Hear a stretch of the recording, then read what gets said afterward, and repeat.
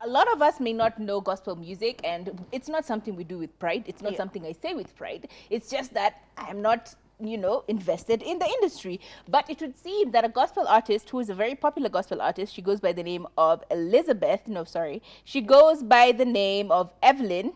She's Evelyn Wanjiru, and she's married to this beautiful man who goes by the name of Agunda. Agunda. Now, Agunda and Evelyn have been married for nearly 10 years now, and they've only had one wish, to have a child. And a lot of pressure has been coming, of course, from the fans, from the family. We all are over there trying to be in-laws for no reason, and we're always just trying to spew hate and just bad vibes and scary nightmares. But in this particular case, she's come out and actually been really excited about telling us the good news. According to her, she says this on her post. She says, waiting is not easy, but when you have the grace, when the grace is sufficient, everything flows as intended. I am joyful, excited, and thankful that God has remembered me, or has remembered us on the 10th year in our marriage. We are a clear testimony that it can happen. That it can happen, and if you will and will remember that couples that are still waiting for him. I was trying to avoid a lot of God, but let me read that properly. It says, we are clear testimony that God is and can and will remember couples in their marriages as they're waiting for God. Now, this is such a tremendous story, because if you think about it, a lot of people actually go into marriages waiting for one of two things to happen. One, you stay in this marriage forever, you have 1,001 children, you feel the earth has commanded, and you move on. But it would seem that in this particular case, they had failed on one thing. Yes, they're living together. Yes, they're happy to be in a marriage together. I mean, it's so cute that even she says that sometimes her husband would actually go all the way to Mayakos to get her the mangoes that she so loves. And that's such a beautiful thing if you think about it. A husband who is willing to go to these lengths just to express love to you, even after 10 years of criticizing, after 10 years of fans going heavy on them, after 10 years of their family probably telling him to leave you and go to some other woman who can bear children, he is still willing to do all of these things for you to stay in the marriage. It is such a beautiful story. I am pretty impressed and happy by this man and his actions. And I am super psyched that they're also pregnant. The thing is, I'm one of those people who's just like, you know what, wait until the right time happens. Yeah. Once you've crossed like the first, second trimester, perambulate, tell everyone. And it would seem that this is actually the case for them. They waited enough for them to be sure that this child is going to come through. Because think about it, you've gone online, you've told all your in-laws who have been asking you for children that, mtoto anakuja, ndo yuaja.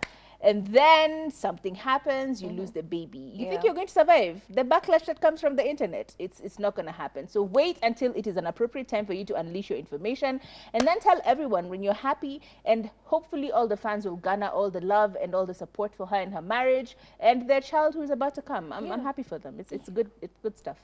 Yeah, I have interacted actually with Evelyn, not personally, but we have been in the same building. I attended one of these concerts, end of year.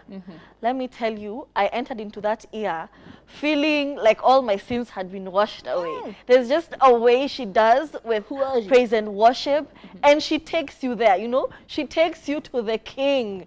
You leave all your burdens there. She's just talented, she's just good vibes, and I am so happy for them. I wish them all the best. And now this just speaks to social etiquette.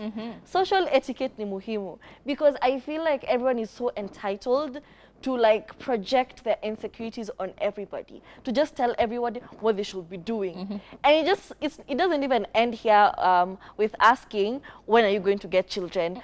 It is even when you have children, when are you going to have the second child? Even when a person who visits your house, you've invited someone for dinner, and then they come and say, nyumba yako ni fiti, mnalipanga rent how much? It also speaks to the same pandemic we're all going through. Social etiquette and us not being able to know this is actually wrong. This is intrusive of someone's privacy. There is a line and you're constantly just jumping. Exactly. Leave it. But because of social media, we've actually felt like there are no boundaries. You can actually ask somebody anything. You can even create a burner account and just go and ask somebody like an insensitive question, You don't even know the history of this couple. You don't know their losses. You don't know what they go through in private. All you see is this image in public, but because you're you, because you don't have sexual etiquette, you do not have home training, you're always doing the most, Yeah.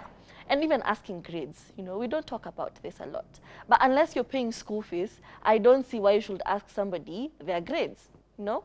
Unakutana na mtu anakuambia, ulipata nini this semester? Ulipata nini this term? It is also an intrusion of someone's privacy. You shouldn't do that. That's interesting. That's interesting. Because you've seen in African families the way you got 90s, 90s, 90s, 90s, alafu ile moja umepata 89. Hey, they will call even the uncle. Ati, this one is failing in school. One subject, you've lost 1 mark. Hey, huyu anaanguka shule. Hata sijui shida yake ni gani. Ni hao vijana, ni hizi simu. Hata, it's always blamed on TV and simu. So just move with the program. It doesn't have to be an educational background for you to be smart and for you to succeed in life. It's and actually, fun fact on what she said, how we blame everything on the phone. Like back again in the 18 something, when books were now a thing and young people were constantly reading books, parents would blame their children for reading books. Just to show how full cycle life is all about. You'd be like, unakohoa sababu hiyo sio kitabu. Just the same thing.